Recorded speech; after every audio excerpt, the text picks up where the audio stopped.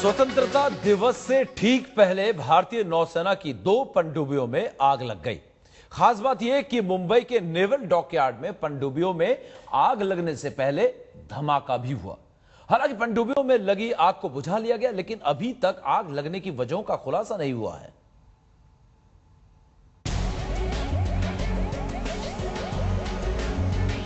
आसमान को छूती इन लपटों का शिकार हुई भारतीय नौसेना की पनडुब्बियां।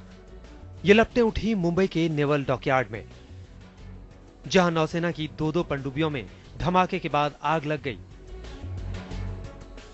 एक्चुअली काफ़ी बड़ा ब्लास्ट हुआ था। ऐसा लगने लगा था कि जैसे कि अचानक दिन हो गया है। काफ़ी बड़ा ब्लास्ट था, काफ़ी बड़ा लाइट था और एकदम लाइट आ गया था। नौसेना की पनडुब्बियों में आग लगने की घटना रात करीब 12 बजे हुई। नौसेना की पनडुब्बी सिंधु रक्षक के साथ एक और पनडुब्बी में धमाके के बाद आग लगी। देखते ही देखते आग बढ़ने लगी। आग लगने की खबर मिलते ही आनन फानन में दमकल की करीब 1.5 दर्जन गाड़ियां मौके पर पहुंची। नौसेना के नेवल डॉकयार्ड में लगी आग पर दमकल कर्मियों ने कड़ी मशक्कत के बाद काबू पाया। मंगलवार करीबन 11:55 पर नेवी के एक सबमरीन सिंधु रक्षक में आग लग गई। आप देख सकते हैं, हम इस पर स्पॉट के पास मौजूद हैं। वहां का नज़ारा है आपके पास। थोड़ा डार्कनेस होने की वजह से विजुअल्स क्लियर नहीं है, पर आप ये जो सड़क देख रहे हैं, सड़क के पास एम्बुलेंस और फायर ब्रिगेड की जो गाड़ियां पार्क हैं, ये सारी फायर जो वहां आग लगी हुई है उसे बुझाने की कोशिश कर रहे हैं। वो एक बिल्डिंग जो है उसके पीछे ही सबमरीन मौजूद है जिसमें आग बुझाने की कोशिश की जा रही है। डिफेंस का जो प्रवक्ता है उनका कहना है कि आग करीबन 11:55 पे लगी थी।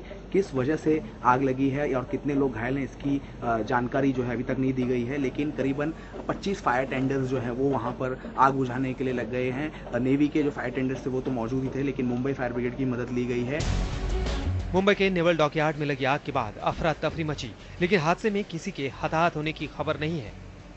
नौसेना ने भी पनडुब्बियों में आग लगने की पुष्टि कर दी है, लेकिन आग कैसे लगी इसका पता फिलहाल नहीं चल पाया है। एजाज खान के साथ विकास मिश्रा, मुंबई, आज तक। मुंबई के नेवल डॉकयार्ड में लगी आग पर फिलहाल काबू तो पा लिया गया है, पर इस आग से नौसेना की पनडुब्बियों को कितना नुकसान पहुंचा है और क्या है मौके के हालात, ये बता रहे हैं हमारे संवाददाता वीरेंद्र सिंह गुनावत। बीती रात मुंबई के अरब सागर में एक ऐसा जोरदार धमाका होता है जो पूरे भारतीय नौसेना को हिलाकर रख देता है।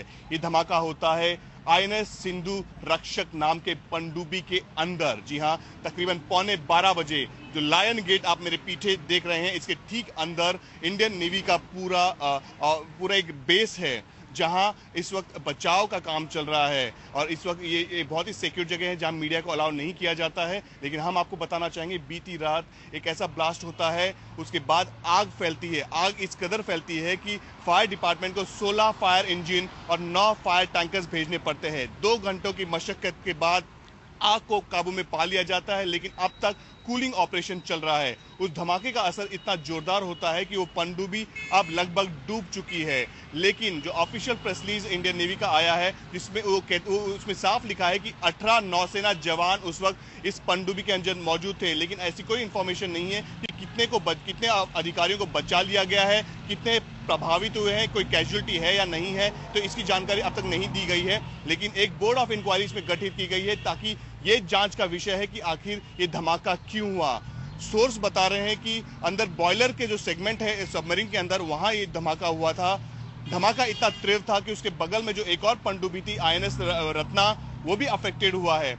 सूत्र ये बता रहे हैं, और हमारे पास भी आज तक के पास ये एक्सक्लूसिव विजुअल्स भी है, 3 धमाके लगातार हुए हैं जिसमें जो समुद्र रक्षक के अंदर हुए थे, एक के बाद एक, और उसके बाद आग काफी तेजी से फैल गई थी।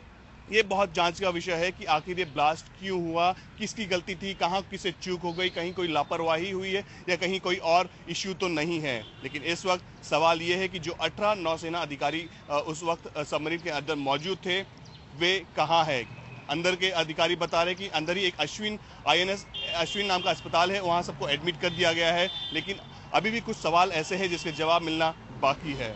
कैमरा पर्सन सुरेंद्र के साथ वीरेंद्र सिंह गुनावत, मुंबई, आज तक।